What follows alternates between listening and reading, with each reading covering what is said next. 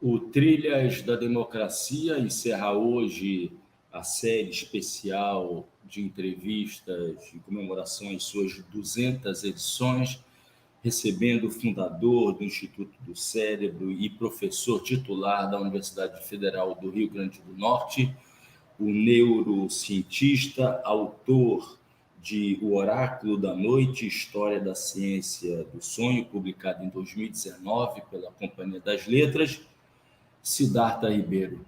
Siddhartha, seja muitíssimo bem-vindo ao Trilhas da Democracia. É um enorme prazer recebê-lo nesse nosso programa. Seja muito bem-vindo, Siddhartha.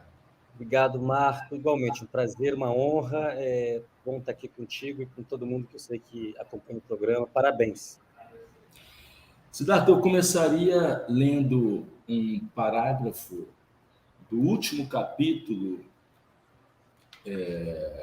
do Oráculo da Noite, intitulado Sonho e Destino. Página 352, abre aspas.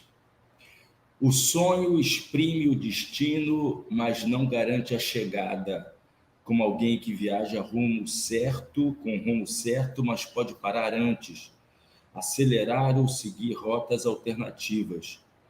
Destino é para onde estamos indo, mas não necessariamente para onde vamos.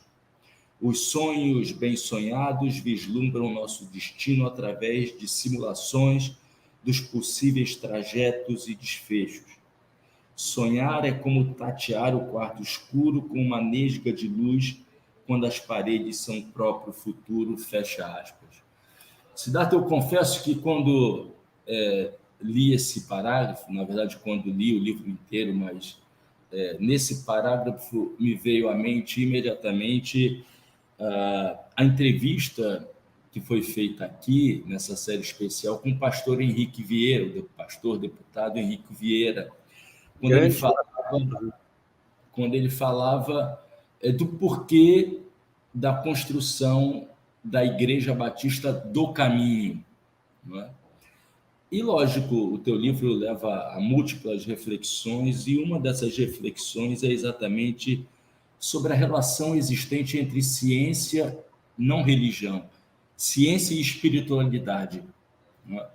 Então, eu gostaria que você, inicialmente, tratasse disso, não é?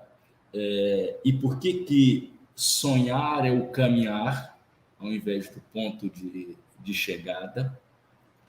E, em segundo lugar, não é? Tem-se muito a ideia de que o sonho, quando estamos dormindo, o sonho no sono, é diferente do sonhar acordado. Não é? E o teu livro desfaz essa separação estanque existente entre esses dois momentos. Então, eu gostaria que, logo em seguida, depois da questão da relação entre ciência e espiritualidade e o sonho como caminhar, você também expusesse aos nossos ouvintes, espectadores da Rádio Brasil de Fato, da TV 247 e da TVT, a que conclusões você chegou e a que conclusões você vem chegando sobre essa relação existente entre o sonho do sono e o sonho da vigília, né? O sonho de quando não estamos acordados. Por favor, Siddhartha. Bom, Marco, obrigado assim, pelas questões que você está levantando e pela oportunidade da gente falar do pastor Henrique Vieira, deputado Henrique Vieira, que é uma pessoa que tem participado intensamente da construção de um sonho de país, né? Eu acho que tudo que a gente está falando aqui tem esse subtexto, tem essa metáfora o tempo todo. Como é que a gente faz para colocar em prática a realização desse sonho? Mas o que é o sonho? E como você está trazendo bem, lembrando bem, o sonho é sim a imaginação. A imaginação é sonho. A imaginação é um tipo de sonho. O sonho da noite, o sonho do sono REM, da segunda metade da noite, sobretudo, é muito intenso e tem características muito específicas, particulares. Quando a gente fala em sonho, tipicamente é disso que se trata. Só que esse sonho as pessoas mal conhecem hoje em dia. Nossa sociedade ela faz tudo para que a gente sonhe mal. O capitalismo, ele destrói a oportunidade do sono de qualidade e do sonho de qualidade. O que é um sono de qualidade? Uma coisa básica que todos os nossos ancestrais tinham. Possibilidade de dormir tantas horas quanto necessário, desde que não exista um perigo iminente lá fora. Hoje, as pessoas estão vivendo na presunção de perigos iminentes o tempo todo. Na prática, tem muito menos perigo do que no tempo das cavernas, mas as pessoas não conseguem dormir, porque estão trabalhando, estão entregando suas horas de trabalho para o sistema que engole, né, esse trabalho e alieniza essas pessoas, como bem diz o Haddad no Terceiro Excluído. Vai produzindo sofrimento e vai reduzindo o tempo de sono das pessoas, porque quando a pessoa não está trabalhando, ela quer se divertir, ela quer relaxar, ela quer ficar numa tela, viciada numa tela, se estimulando, né, se sedando também, se hipnotizando também. Então, a gente está construindo uma sociedade de muito desequilíbrio que afeta o sono, faz as pessoas sentirem que o sono é algo descartável, que o sono é um problema e não uma solução. E o sono é uma enorme solução para a saúde da gente. As pessoas que dormem mal, e isso é quase todo mundo, são pessoas que têm uma série de problemas de saúde, desde imediatamente em seguida de perder uma noite de sono, de dormir mal, a pessoa ficar com problemas cognitivos, dificuldade de se lembrar, problemas de humor, aí isso vira um risco para depressão, para obesidade, para doença cardiovascular e para Alzheimer. Então é uma sequência de desgraças do capitalismo que afetam o nosso corpo através da falta de sono. O sonho, pior ainda, porque o sonho mesmo bem desenvolvido da noite é na segunda metade da noite no sono REM. Se a pessoa acorda muito cedo, dormiu pouco, ela perde a segunda parte, por definição. Né? E se ela está tomando pílula para dormir, ou álcool, ou outras substâncias, ou com uma série de hábitos equivocados, aí que ela não tem sono REM mesmo. E aí não tem sonho. E se ela não tem sonho, qual o problema? Na sociedade capitalista, né, contemporânea, a resposta é, não tem problema nenhum. A pessoa não está lembrando que sonha, não está sonhando, não tem problema. E se a gente olhar para fora do umbigo da sociedade de matriz eurocêntrica, branca, a gente vai perceber que não estar em contato com sonhos é um grande problema. Por quê? Aí o Oráculo da Noite é uma grande conjectura evolutiva de como que esse mecanismo foi construído, que é o mecanismo que permite tatear o futuro, o trecho que você leu. O que é o sonho? A capacidade de imaginação da vigília ou dormindo? É o seu cérebro pegando as memórias que você já tem e simulando possibilidades. Isso é uma coisa muito antiga, muito mais antiga do que o ser humano. Isso tem a sua origem, talvez, no início da evolução dos mamíferos, há 220 milhões de anos. E provavelmente antes, porque antes de existir esse sono com sonhos, o sono ativo, o sono REM, havia já o sono quieto, que esse existe em todos os animais. Todos. Então, uma coisa muito, muito antiga. E esse incrível mecanismo de processamento de memórias, regulação emocional, regulação do sistema imune, regulação hormonal, e regulação das relações humanas e da empatia, os sonhos têm a ver com empatia. Os sonhos têm a ver com o desejo de cada um, de quem sonha, como diz a psicanálise freudiana, a psicologia analítica do Jung concordam quanto a isso, mas o sonho também tem a ver com aspectos coletivos da experiência. Mas o sonho tem a ver não só com o desejo do sonhador, da sonhadora, em relação aos outros desejos, mas em relação ao que esses outros desejos significam. Então, a gente, para viver em sociedade, tem que ter empatia pelos outros. Se a gente para de sonhar ou de se lembrar dos sonhos, a gente começa a perder esses laços de solidariedade, que é uma coisa visível da crise contemporânea do capitalismo. As pessoas se sentindo isoladas, em sofrimento. E aí não tem a ver só com sofrimento por carência de bens materiais, que é uma coisa que o sistema produz, miséria, pobreza, exclusão, mas tem um outro problema, além desse, que é a miséria dos bens imateriais, a destruição da própria cultura. Os sonhos foram importantes ao longo da nossa história porque é assim que a cultura foi se propagando, um contando para o outro aquilo que está imaginando, sonhando, vendo, tendo revelações. E isso junta com a história Você falou, por que tem a ver com a religião? Porque a religião ela se organiza em função de revelações, de encontros dessas pessoas, profetas, santos, santas, com a sua própria mente, do ponto de vista da neurociência. Com o mundo interior, como diria o Jung. E esse mundo interior, nesse sistema capitalista contemporâneo, ele está detonado, está em frangalhos. A gente precisa olhar para isso com muito cuidado, com muita atenção, porque o tempo está passando, a gente tem pouco tempo para dar certo como espécie. A crise é muito aguda, né? Agora, o que eu acho, e aí devolvo a bola para você, o que é legal e interessante é perceber que tudo isso que a gente conversou até agora tem uma articulação direta, pensando no campo da esquerda, com a teoria marxista, com coisas que para quem é marxista são banais e para quem não é são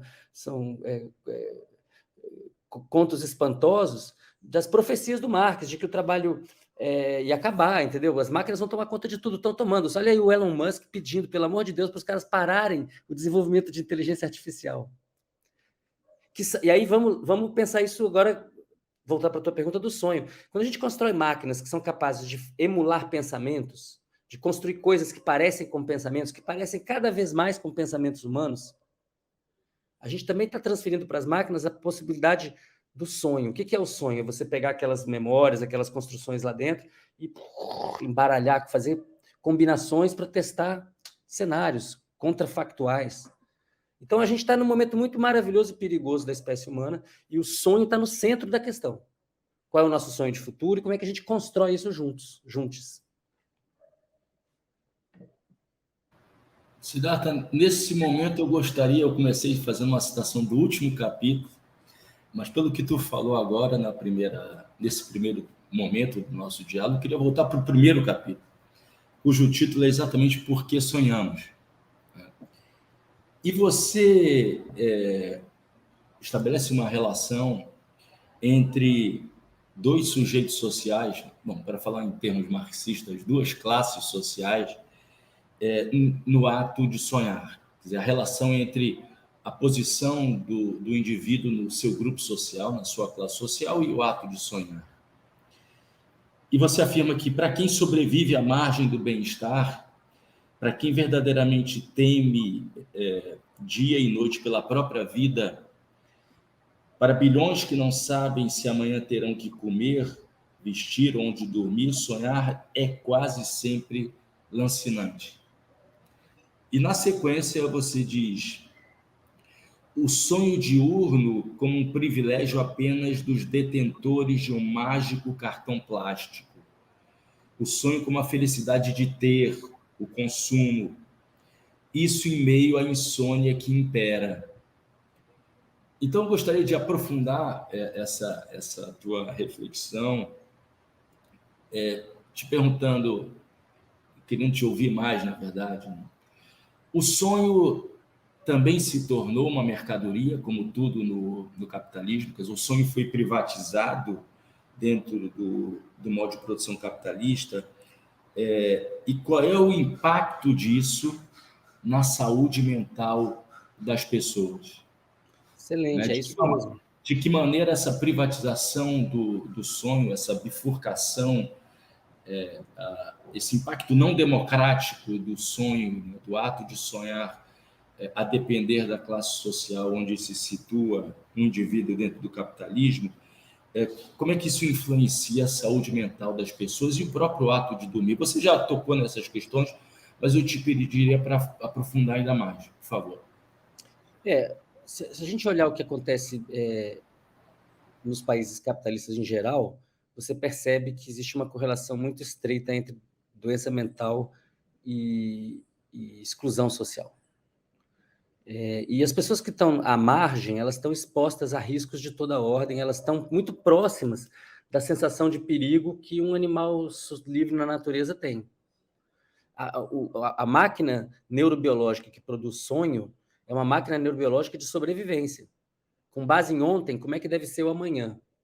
Então, se a pessoa está passando fome, está passando violência, está passando abuso, está sofrendo opressão estatal ou privada, ou familiar, de toda ordem, os sonhos vão refletir isso, os sonhos têm continuidade com isso, a vida da vigília é a continuidade da vida do sonho e vice-versa.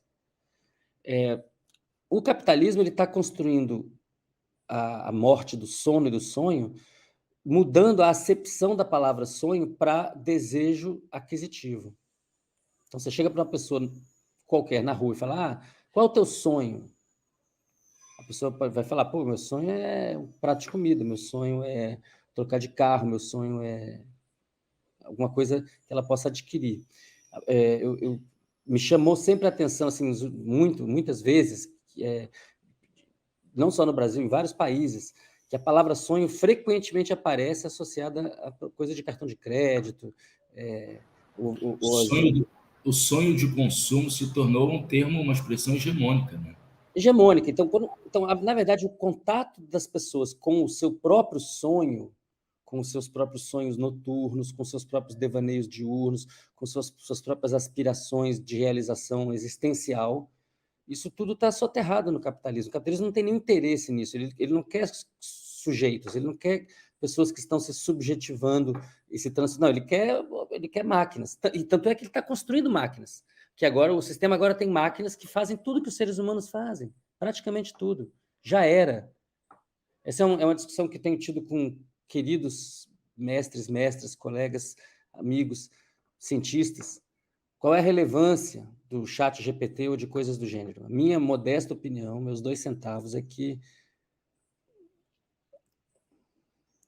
deu ruim para a gente. Ruim.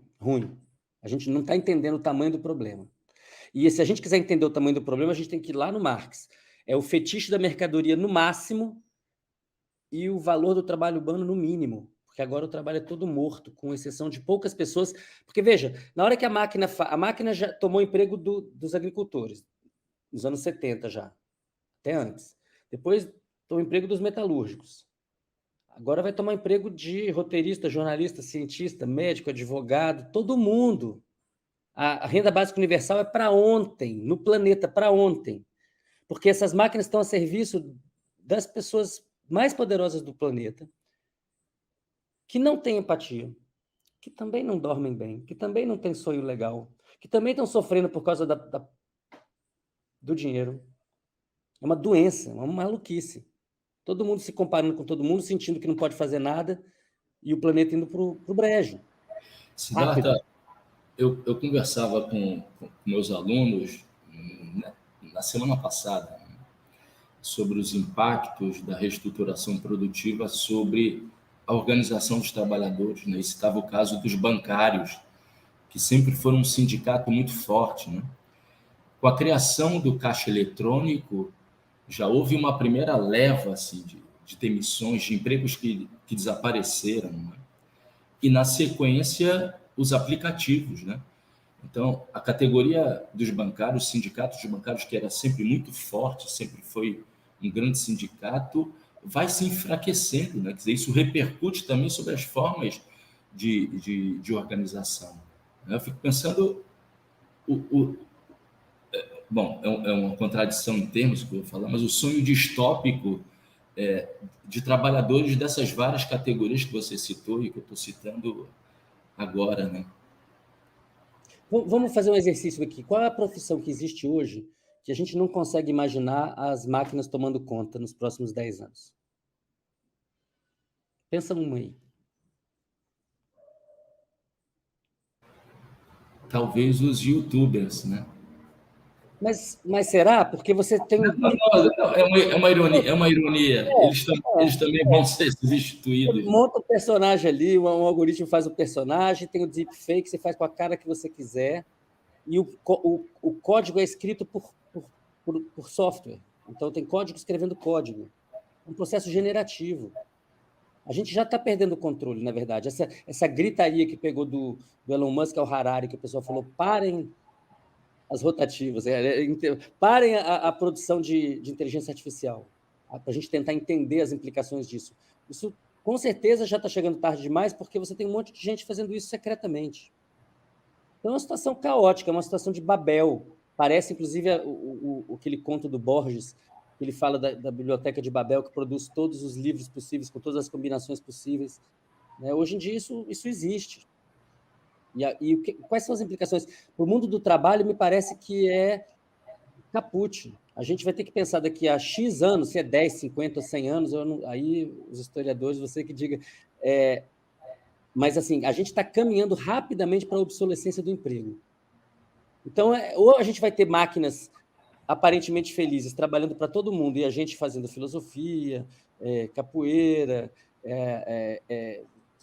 se organizando nos bairros para melhorar a qualidade de vida, né, fazendo festa, se divertindo, curtindo a dança cósmica, ou o futuro é o pior possível, que é não ter emprego para ninguém, as máquinas fazem tudo melhor e estão na mão de quem mais tem poder. É um negócio sério, não é brincadeira. Nós não paramos ainda, nós como professores, né? Mas isso é um assunto que interessa a toda a sociedade, sem dúvida. O impacto do chat GPT na relação professor-aluno, né? Na produção de trabalhos, de provas, etc. Há pouco tempo eu tive a primeira experiência nesse sentido, né? Um convidado do Trilhas da Democracia, por razões técnicas, não pôde participar do programa. Eu tive que fazer um pedido de desculpas aos ouvintes, aos espectadores.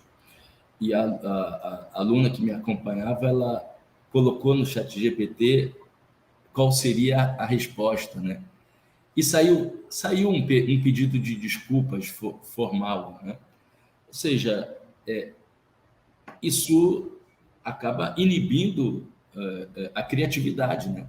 Do ato da escrita, do ato da redação. Essa é uma realidade que nós teremos que enfrentar necessariamente, né? Para já, né? A gente passou por isso quando a calculadora entrou na vida cotidiana das pessoas. Só que agora isso pega toda a dimensão da cultura, porque as inteligências artificiais elas podem emular discurso, imagem, elas podem emular a combinação disso, elas podem, né, produzir arte, elas podem produzir texto jornalístico, elas podem produzir roteiro de filme, elas podem produzir resposta de pergunta do Enem, elas podem... A gente criou, a gente realmente, né, nós somos esses primatas bípedes curiosos que, quando inventam uma novidade, se lambuzam. Eu acho que a gente fez de novo, entendeu? A gente fez isso com a energia atômica, agora a gente está fazendo isso com a internet e com a possibilidade combinatorial dessa imensa arca de tesouros que é o inconsciente coletivo planetário, ou seja, todas as memórias estocadas na rede. Todos os dados estocados na rede e suas combinações possíveis são o inconsciente planetário. Assim como todas as memórias de cada pessoa, sejam as individuais ou aquelas coletivas, que estocadas no cérebro de cada indivíduo, constituem o seu inconsciente. Agora a gente tem, de fato, um inconsciente planetário gigantesco, só que cheio de inteligências artificiais, maiores, menores, competindo para aquela pausa mesmo. Esse pedido de parar essas pesquisas, eu acho que ele é meio vão, porque isso não está centralizado nesse momento, muita gente fazendo, mas a gente precisa, cada uma de nós precisa pensar profundamente sobre esse momento. Se a gente não tiver uma atitude muito inteligente, com muita sabedoria e um olhar muito, muito amplo sobre o futuro, a gente vai estar sempre lidando com problemas que já acabaram de passar, porque a história está se acelerando, as coisas estão acontecendo rápido demais. A gente não pode ficar resolvendo a guerra que já acabou. A gente tem que pensar no que está vindo. O que está vindo é o quê? Máquinas poderosíssimas a serviço de poucas pessoas muito poderosas também. Ou a gente cria salvaguardas para a maior parte da população, ou a gente vai passar por um processo de exclusão que deixa a Revolução Industrial dos séculos XVIII, XIX e depois o que aconteceu no século XX no chinelo, em termos de potencial de exclusão. Agora, é uma baita de uma oportunidade, né, Marco? É uma baita de uma oportunidade, porque se isso for bem utilizado, a rigor é isso, né? A gente hoje pode ter bem-estar planetário. Por quê? Porque quem é que disse que a regra do jogo é que tem que se gerar desigualdade e acúmulo de capital na mão de poucos? Se essa regra mudar, se for possível redistribuir, é um momento glorioso para a espécie. Siddhartha, a propósito desse momento, desse nosso diálogo, eu gostaria de voltar ao último capítulo do livro para ler um parágrafo que cai como uma luva nisso que você está dizendo, né? Na verdade, a última página do último capítulo do livro. Abre aspas, para evitar que nossa catraca cultural avance sem controle rumo ao colapso global, precisamos ampliar nossa perspectiva. Precisamos urgentemente recuperar a capacidade de imaginar as piores consequências de nossos hábitos mais arraigados.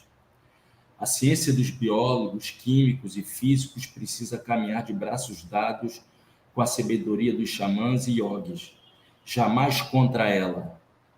Em sua amplidão, o sonho lúcido tem potencial para ser o espaço mental que nos permitirá imaginar soluções para os problemas mais desafiadores da destruição dos mananciais, a dicotomia entre mente e cérebro, da epidemia de suicídio ao desmatamento acelerado das florestas que restam, da desigualdade extrema, corrupção generalizada, do vício mais destrutivo de todos, o dinheiro, até o acúmulo de microplásticos, da hecatombe da criação e do abate cruel de animais, até o fim de quase todos os empregos, muito em breve, quando os robôs concluírem sua chegada triunfal.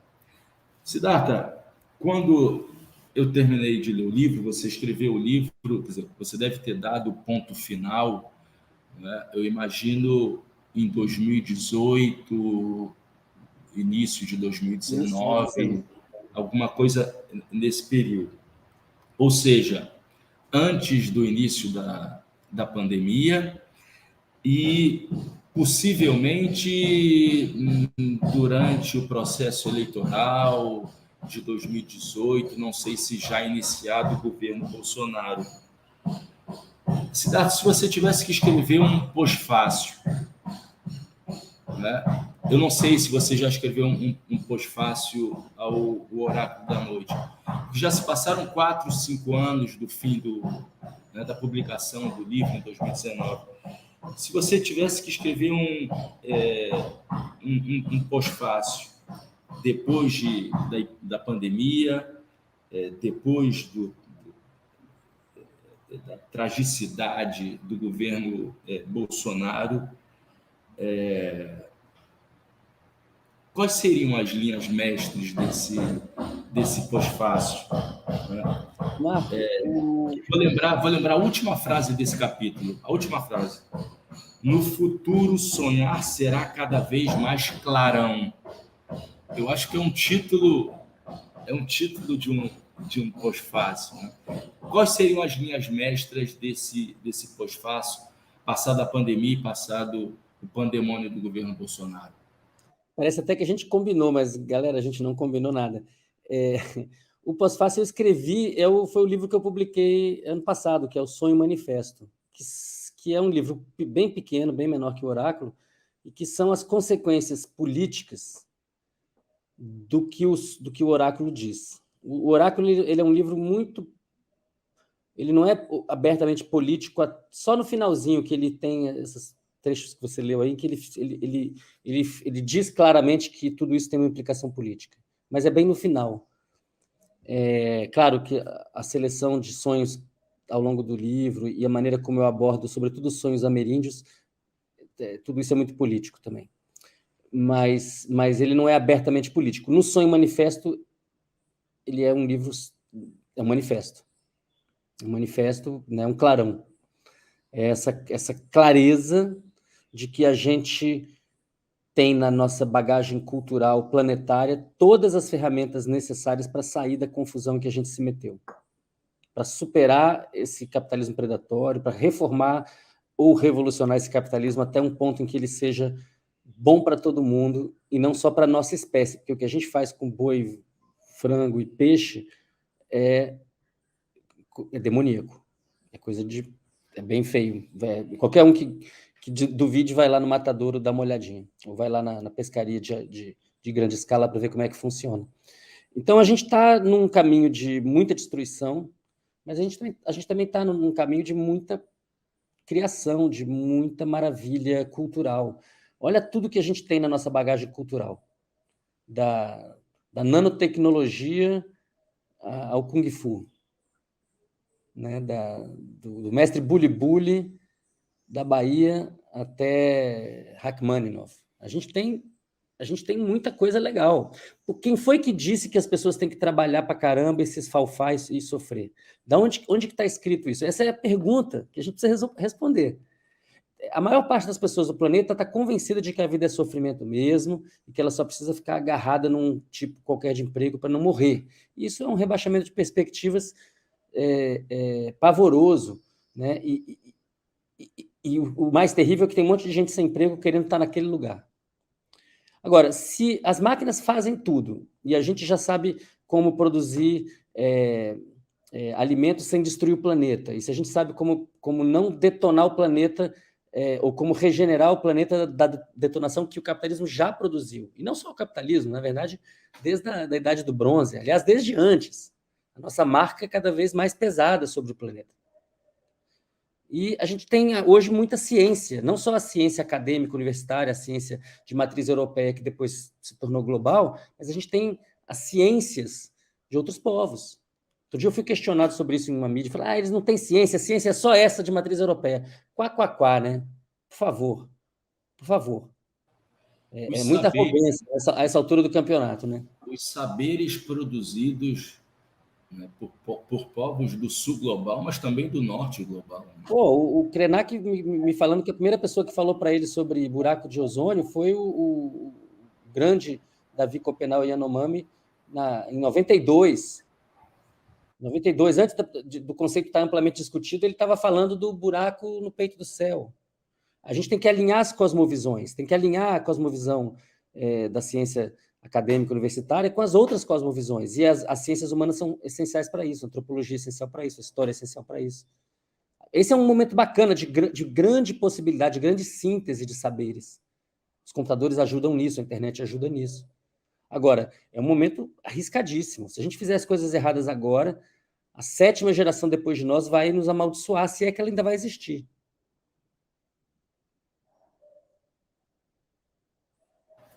Siddhartha, eu acho que a gente chegou num momento em que eu gostaria de tocar num assunto que você também trata no livro, num item chamado uma nova psiquiatria.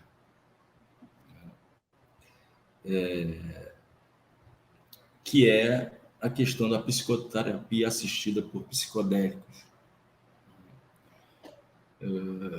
Antes mesmo da pandemia, mas foi muito acentuado durante a pandemia e durante o governo Bolsonaro,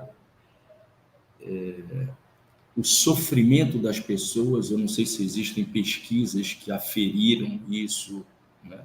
Se existem dados estatísticos que comprovam isso que eu vou dizer agora, mas o sofrimento humano cresceu muito. Né? Quer dizer, eu tiro isso dos relatos de alunos, de professores, né? Ou seja, do meu círculo, uma percepção muito restrita, um universo muito restrito, mas a percepção de que os níveis de sofrimento psíquico se elevaram muito nos últimos anos. Né? E ler esse item sobre uma nova psiquiatria, né? Recurso ao uso assistido com orientação científica, né? Resultado de pesquisas científicas, de microdoses de substâncias que foram proibidas no decorrer da guerra às drogas, que surge no governo Nixon e se aprofunda no governo Reagan nos Estados Unidos, né? Acabou sabotando, né? Acabou inviabilizando. Então, eu acho que é muito grande a quantidade de pessoas que gostaria de te ouvir acerca, você que é um dos grandes defensores, né? Eu queria te ouvir a respeito, e eu acho que o público, né, que nos acompanha também gostaria de ouvir, do que se trata, o que é a psicoterapia assistida por psicodélicos, quais são os avanços acontecidos nos últimos 5 anos, desde a publicação de Como Mudar a Sua Vida, do documentário, da série documental que ainda hoje se encontra na Netflix, quais foram os avanços dos últimos 5 anos, com a experiência da UFRN, que você chega a anunciar no livro, se existe uma autorização legal para a realização de pesquisas nesse campo, se já existe uma autorização clínica para que isso seja tratado em consultórios. Eu queria que você, na verdade, nesse momento, esclarecesse e, ao mesmo tempo, passasse informações a respeito, né, da psicoterapia assistida por psicodélicos. Por favor, Siddhartha. Tá? Então, vamos lá. Substâncias que a gente chama de psicodélicas, clássicas, aquelas mais bem conhecidas, são substâncias que se parecem quimicamente com uma substância que todos nós temos no cérebro chamada serotonina. Então, as substâncias psicodélicas clássicas são aquelas que têm uma molécula semelhante em alguma parte à serotonina. E é por isso que elas têm efeito no nosso cérebro, porque elas se ligam em proteínas do cérebro e no resto do corpo que reconhecem a serotonina. Essas substâncias, elas têm várias origens. Elas podem estar em plantas, elas podem estar em animais, elas podem estar em fungos. Elas têm várias origens naturais. Elas também podem ser feitas em laboratório, certo? Como que a ciência das universidades tomou conhecimento da existência dessas substâncias? Através de povos indígenas. A gente estava falando lá atrás na conversa sobre como é necessário estabelecer uma relação de respeito mútuo, de troca de ganha-ganha entre esses dois campos de saber, porque, tradicionalmente, as ciências da universidade sempre foram aos indígenas buscar coisas, buscar o curare, buscar o captopril do veneno da jaraca, buscar os substâncias psicodélicas da ayahuasca, por exemplo. Tudo isso foi buscado junto a essas populações indígenas. Então, ciências de séculos, conhecimentos de séculos, talvez milênios, chegaram à ciência universitária. Quando chegam nos anos 50, né, quando Gordon Wasson vai, por exemplo, ao México, pega os cogumelos lá de Oaxaca, da mestra Maria Sabina, leva aquilo para os Estados Unidos, aí volta aquilo liofilizado, já assim, virou um pozinho, e ele oferece para a mestra, e a mestra toma e fala, ai espírito. Então ela fala assim, não, então isso que você pegou aquele cogumelo, levou, voltou transformado, mas ainda tem espírito, ainda tem efeito. Estava começando a haver um alinhamento de cosmovisões aí, né, que remédios muito antigos, remédios indígenas, podem ser estudados em laboratório, talvez tenham propriedades terapêuticas muito interessantes. Só que essa pesquisa foi abortada entre os anos 50 e 60, teve muita pesquisa com psicodélicos, mas ela foi abortada pela guerra às drogas, como você mencionou. E ela ficou suprimida por muitas décadas, muitas décadas. Nos últimos 10 anos isso começou a mudar, e nos últimos 5 anos houve um boom, uma explosão, como você mencionou. Agora, o Brasil, a gente teve no Brasil um benefício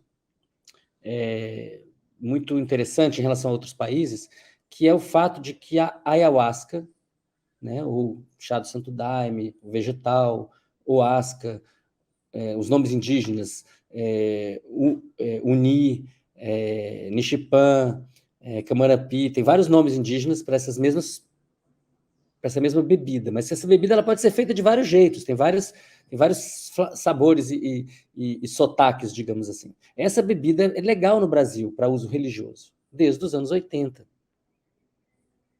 Desde os anos 80. Não é exatamente legal, mas é legal. Quer dizer, está regulamentado, as pessoas podem fazer uso desde os anos 80, e isso criou a possibilidade no Brasil de fazer uma pesquisa muito avançada lá para os anos 2005, 2006, 2007, né, com professores da USP de Ribeirão Preto, Jaime Alak, o Draulio de Araújo, que depois veio para o Instituto do Cérebro da UFRN, e outros pesquisadores. Eu também comecei, junto com o Draulio, a fazer pesquisa com a ayahuasca nesse período. Isso foi possível no Brasil, então, porque a ayahuasca é legalizada.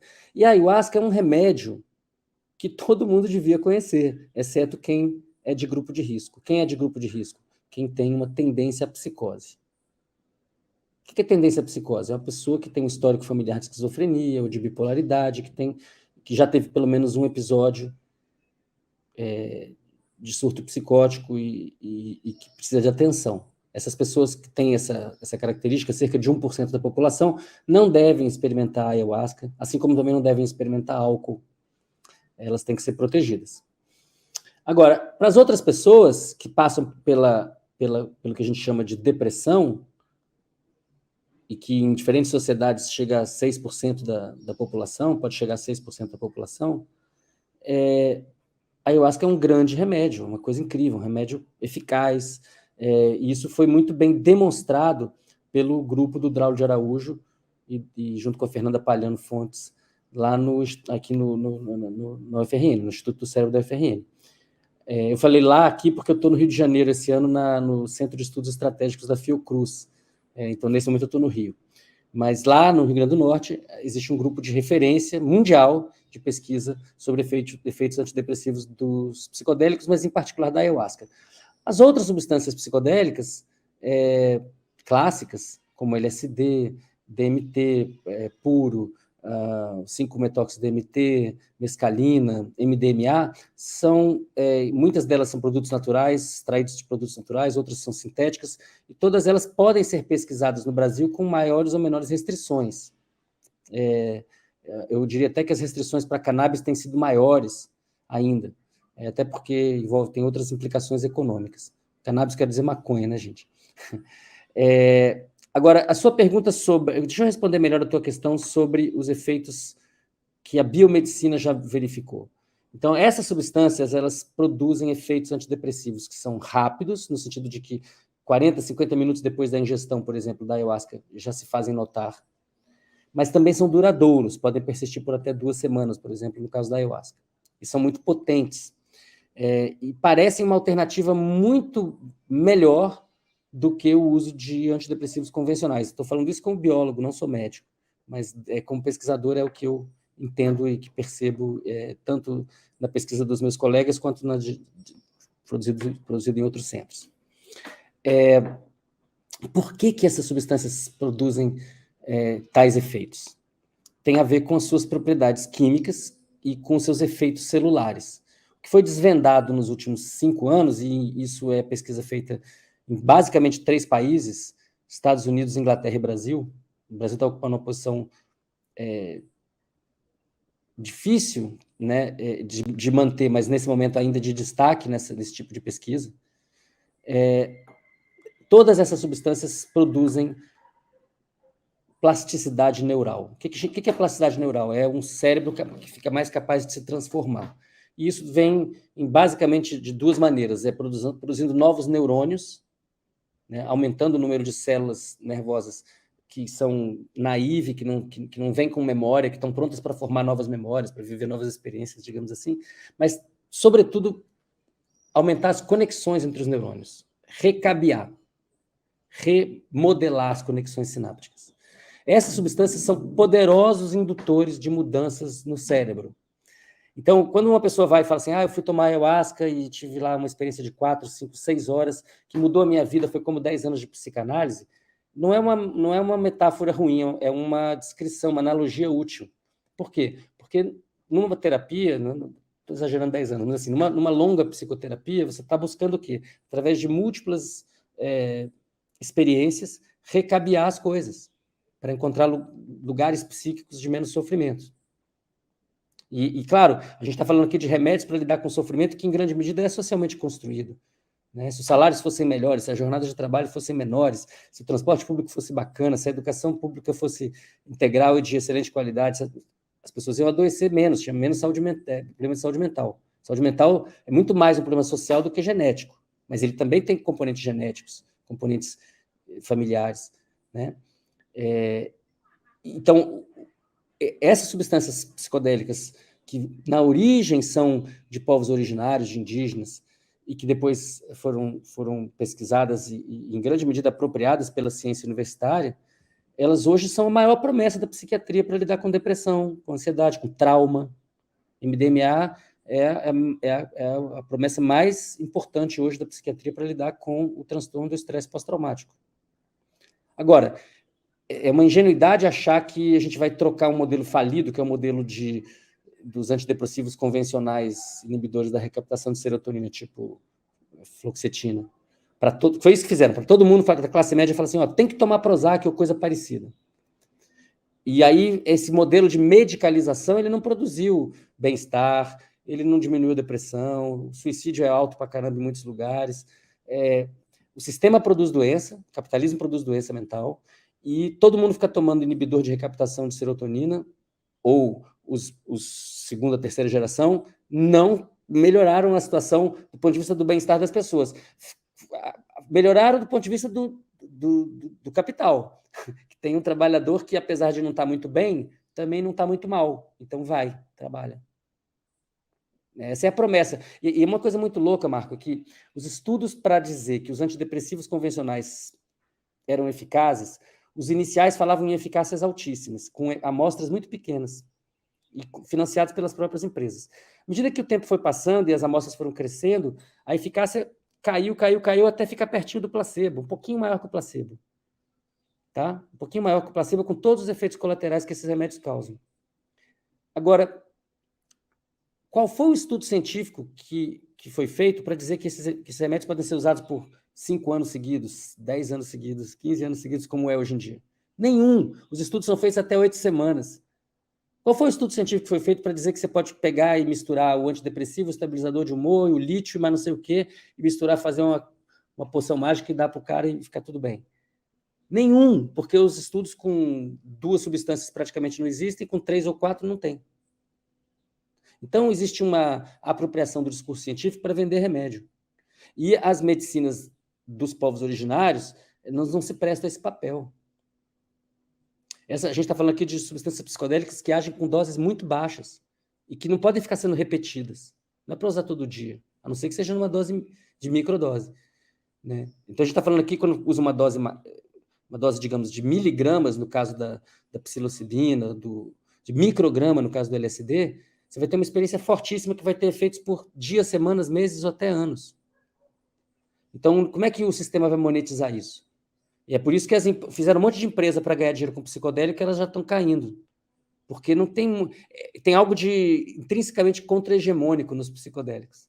Eles não se prestam facilmente à monetização. E mais, onde tem mais importância, mais valor agregado, digamos assim, nesse mercado, eu não acho que nem é nas substâncias, mas sim nos pajés, nas magés, nos terapeutas, nas pessoas que estão segurando a mão, que estão escolhendo a música, se a pessoa ficar aflita, ela sabe como contornar. São os terapeutas que estão ali dando aquele suporte, construindo o ambiente, o contexto. Esse contexto para pesquisa, para terapia psicodélica, contexto, né, onde você está numa clínica, você está numa igreja, você está numa cachoeira, está quente, está frio, está úmido. Esse contexto é super importante para os efeitos. É tão importante quanto a substância ou mais. E isso é uma coisa que é até difícil para a psiquiatria convencional entender, porque a psiquiatria convencional ela se farmacologizou completamente. Então, ela nem mais quer saber do contexto. Os psiquiatras estão passando antidepressivo convencional para as pessoas sem nem olhar direito no olho dela, não pergunta muita coisa, a consulta dura 10, 15 minutos. E hoje já tem demonstração, inclusive em modelo animal, em roedor, então não pode dizer que é placebo. Se você pegar um roedor e coloca ele num ambiente bacana e dá antidepressivo para ele, convencional, tipo Prozac, ele melhora, ele fica ótimo, alegre. Mas se você pegar aquele animal, colocar num ambiente aversivo, colocar ele para morar num ambiente pequeno, sujo, ou sem vida social, ou com algum tipo de estresse, aquela mesma substância que tinha efeito antidepressivo passa a ter um efeito pró-depressivo. Então, eu fico perguntando qual a implicação de, nos últimos 30 anos, as pessoas que estão vivendo em condições insalubres e que têm jornadas de trabalho absurdas e que se sentem oprimidas, estarem tomando antidepressivos. Essas pessoas estão num contexto que é pró-depressivo e essas substâncias podem estar potencializando a depressão. Então, essas substâncias psicodélicas que aparecem como uma esperança, são uma esperança de não só de trocar uma substância pela outra, mas de mudar a abordagem. Mudar a abordagem. Em vez de tomar remédio todo dia, vamos ter relações sociais mais saudáveis. De vez em quando toma um remédio. Agora, o remédio é forte. Siddhartha, você falando dessa capacidade contra-hegemônica, né, em relação à altíssima lucratividade dos grandes laboratórios que vem vendendo há muito tempo os, os antidepressivos de várias gerações, me veio à mente a mesma capacidade contra-hegemônica representada pela defesa do parto humanizado, do trabalho das doulas, né? Que também gerou documentários como A Reinvenção do Parto, né? E como... Das mães cultivadoras de cannabis. Exato. Né? Então, na verdade, existe uma série de saberes tradicionais, né, de práticas tradicionais, que tem uma potência anticapitalista, uma potência contra-hegemônica, e que exploram o bem-estar, o bem-viver das pessoas, né? O bom viver das pessoas. Não sei se tu concorda com essas... Totalmente, totalmente. Viver bem é revolucionário. Se a gente estiver feliz na plenitude do amor, isso é profundamente revolucionário. Siddhartha, a gente está próximo do fim, mas eu gostaria de insistir nessa pergunta. Até onde chegou? Continuam sendo feitas pesquisas na UFRN. Quer dizer, isso é importante você ter dito, que o Brasil, junto aos Estados Unidos e Inglaterra, Estados Unidos e Inglaterra estão sempre à frente o mundo anglo-saxônico sempre está à frente dessas grandes pesquisas, mas o Brasil está situado aí também nesse conjunto de países que estão na vanguarda dessas pesquisas. É uma excelente notícia, né? Em que pé anda, você tem essas informações, em que pé anda as pesquisas, se isso já teve algum tipo de autorização para a prática clínica? Você tem essas informações? Nesse momento, existem ensaios clínicos rolando em hospitais. Por exemplo, o Drauzio de Araújo e a Fernanda Palhano estão terminando uma coleta de dados com o DMT inalado dentro do Hospital Universitário Onofre Lopes, da UFRN. Então, mas é um contexto de pesquisa. Primeiro fizeram com pacientes, com sujeitos controle não deprimidos, depois com pacientes deprimidos. E em contexto de pesquisa tem gente fazendo isso em São Paulo, tem gente fazendo isso no Rio de Janeiro, universidades, tem empresas também se envolvendo nisso, e associações de pacientes estão se formando também, claro, muito incipiente, mas na direção do que aconteceu nas associações de pacientes de uso terapêutico da maconha. A pesquisa mundial está explodindo. Saiu na Science semana retrasada um estudo mostrando que possivelmente ou provavelmente a ação dos psicodélicos nos neurônios não acontece apenas pelos receptores, pelas proteínas que estão do lado de fora da célula, mas também algumas que estão dentro das células.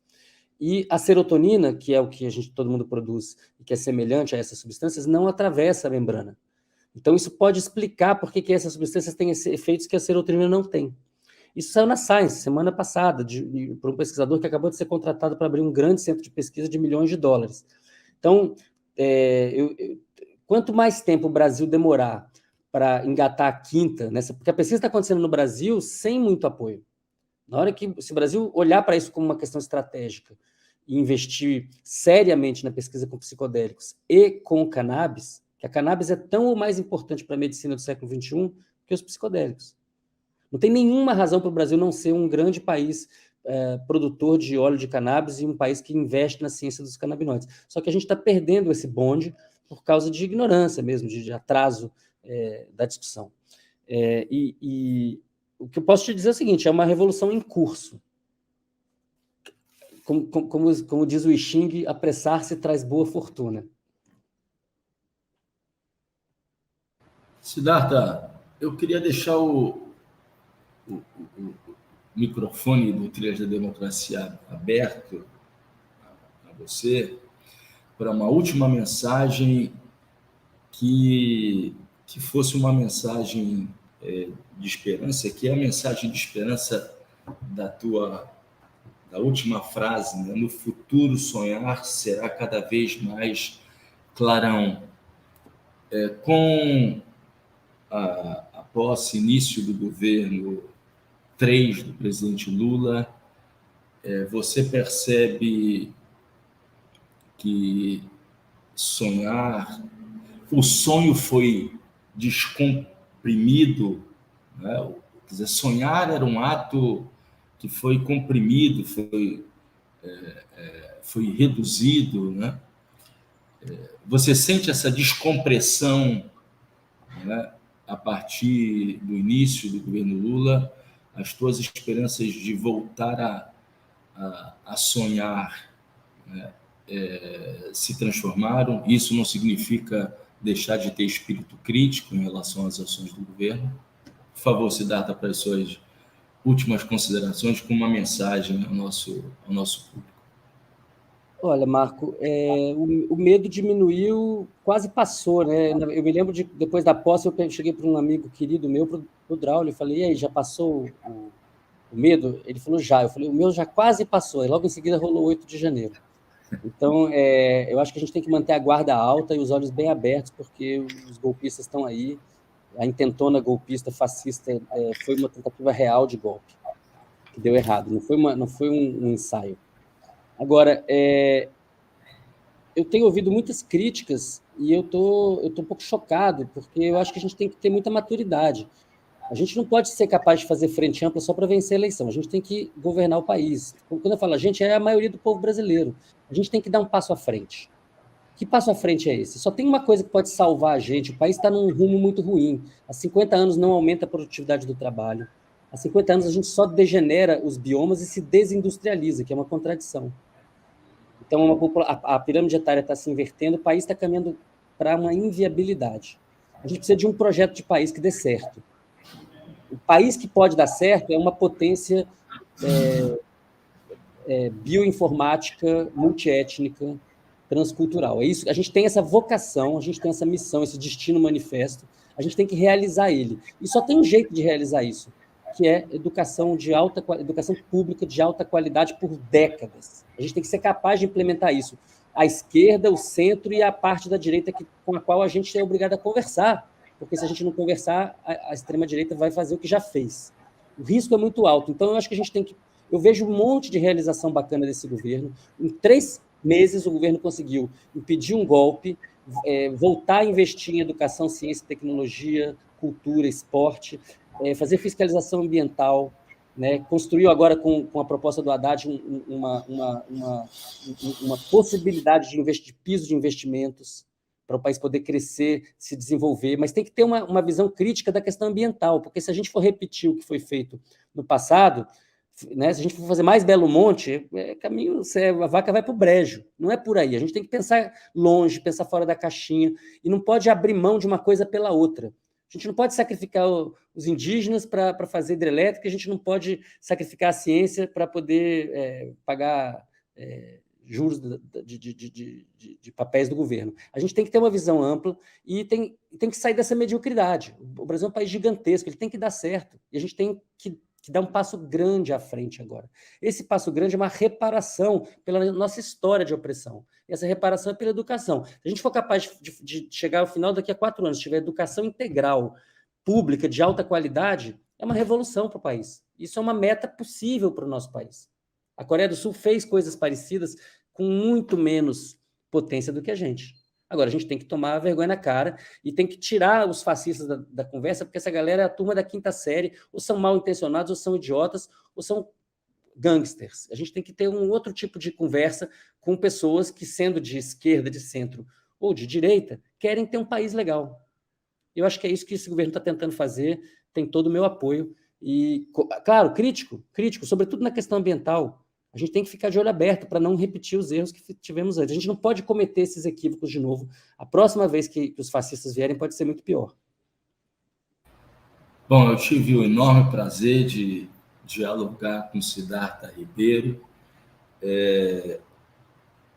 Não precisa de recomendação, mas eu vou recomendar. Eu acho que O Oráculo da Noite é um livro que todas as pessoas preocupadas com o ato de sonhar para transformar devem ler. É um livro que É um livro grande, que passa por diversas disciplinas. É um livro que merece ser deixado na cabeceira da cama e lido em microdoses, no decorrer de um mês. Siddhartha, muito obrigado, foi um prazer enorme. E o Trilhas da Democracia volta na próxima semana, sempre em defesa da democracia e dos direitos humanos. Até lá. Obrigado.